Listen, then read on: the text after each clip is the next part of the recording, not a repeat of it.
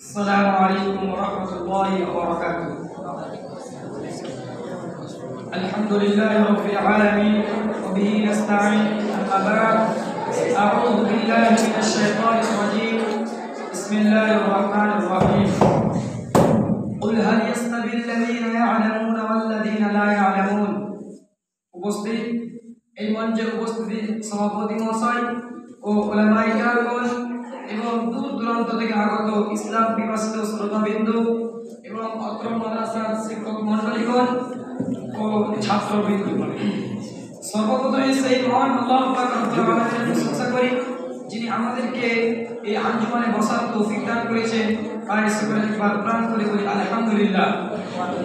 তারপরে আমাদের নবী সারা বিশ্বের নবী হযরত মুহাম্মদ রাসূলুল্লাহ সাল্লাল্লাহু আলাইহি ওয়াসাল্লাম তিনার উপর লাখো কোটি দরুদ ও সালাম বর্ষিত হোক।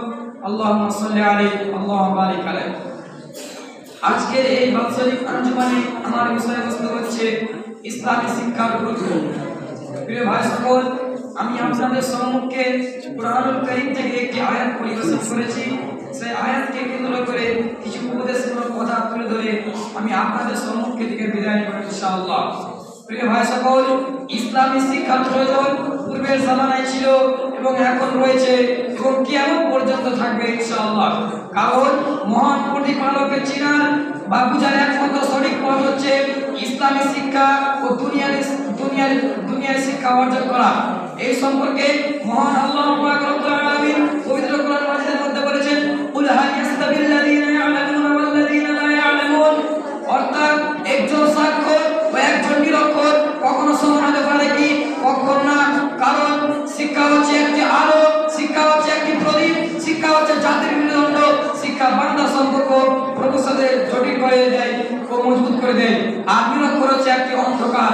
সুতরাং প্রত্যেক মুসলিম জাতিকে ও প্রত্যেক মুসলিম নারীকে অতটুকু শিক্ষা অর্জন করা দরকার যেন তারা হালাল ও হারামের পার্থক্য করতে পারে। প্রিয় ভাই সকল, এই সম্পর্কে নবী করিম সাল্লাল্লাহু আলাইহি ওয়াসাল্লাম হাদিসের মধ্যে বলেছেন, তালাবুল ইলমি ফরিদাতুন আলা কুল্লি মুসলিম। এই হাদিস দ্বারা শিক্ষার গুরুত্ব সম্পর্কে সঠিকভাবে নিতে পারি। অন্য হাদিসে বলেছেন, ইন্নামা বুইতু মুআল্লিমান। প্রিয় ভাই সকল, নবী করিম সাল্লাল্লাহু আলাইহি ওয়াসাল্লাম বলেছেন, আমাকে একজন এই পৃথিবীর বুকে ও জমিনের বুকে একজন শিক্ষাদানকারী হিসেবে পাঠানো হয়েছে। প্রিয় ভাই সকল, শিক্ষার মধ্যে ইসলামী শিক্ষাটাই হচ্ছে সবচেয়ে উত্তম শিক্ষা। কারণ ইসলামী শিক্ষা অর্জন করার পর ইহকাল ত্যাগ করার পর জলের মতো প্রবাহিত হতে থাকে। প্রিয় ভাই সকল, শিক্ষা অর্জনকারীদের জন্য আল্লাহর দূত ফেরেশতা মণ্ডলীগণ নিজের ডানাগুলি বিছিয়ে দেয় এবং বিশাল আকাশের নিচে ও জমিনের বুকে আল্লাহ পাক রব্বুল আলামিন যতগুলি সৃষ্টি রয়েছে, যেমন পশু পাখি কীট পতঙ্গ ইত্যাদি ও জমিনের বুকে ক্ষুদ্রতম পিপীলিকা পর্যন্ত মহান আল্লাহ পাক রব্বুল আলামিনের কাছে শিক্ষা অর্জনকারীদের জন্য প্রার্থনা করতে থাকে। প্রিয় ভাই সকল, নবী করিম সাল্লাল্লাহু আলাইহি ওয়াসাল্লাম ওই সমস্ত লোকদের জন্য সুসংবাদ দিয়েছেন যারা শিক্ষা অর্জন করার জন্য দেশ বিদেশ ভ্রমণ করে। তাদের সম্পর্কে নবী করিম সাল্লাল্লাহু আলাইহি ওয়াসাল্লাম হাদিসের মধ্যে বলেছেন, মা সালাকা তরিকান ইয়ালতামিসু ফীহি ইলমা।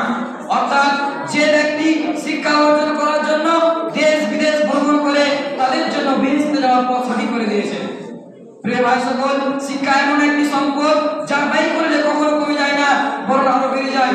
তাই এ সম্পর্কে কবি বলেছেন, ইলম ও দৌলত जो कभी लूटती नहीं, इल्म और दौलत जो कभी लूटती नहीं, खर्च करने से कभी घटता नहीं।